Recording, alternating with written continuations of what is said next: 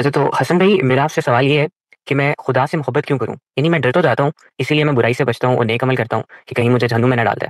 पर मैं उस हस्ती के लिए मोहब्बत के जज़्बात कैसे पैदा करूँ जिसने मुझे इतनी बड़ी आज़माइश में डाल दिया?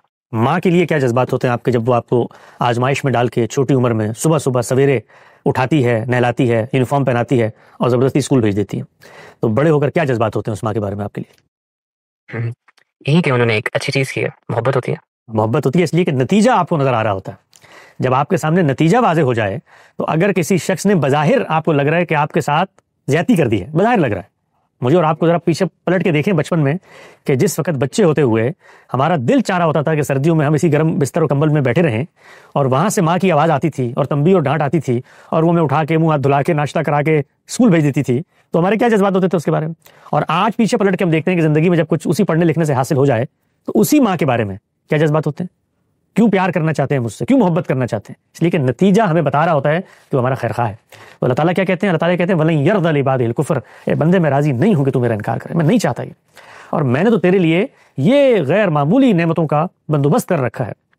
तो ये रंग रंगी तुझे दुनिया में दी, ये आज़ादी तुझे दुनिया में मैंने दी और रास्ते तेरे सामने खोल दिए और ये भी बता दिया तेरी फितरत में पैवस्त करके कि हकीकत क्या है, नेकी क्या है, बदी क्या है। अच्छा ये भी कम था ना, तो पहला फर्ज जिसको मैंने दुनिया में भेजा उसको भी पैगंबर बना दिया और एक लम्हे के लिए दुनिया में पैगंबरों की दावत को इधर से उधर नहीं होने दिया। और तुम लोग पैदा हुए हो तो तारीख के उस दौर में जहां पर मैं रोज तुमसे गुफ्तगू करता हूँ कुरान मजीद की सूरत में।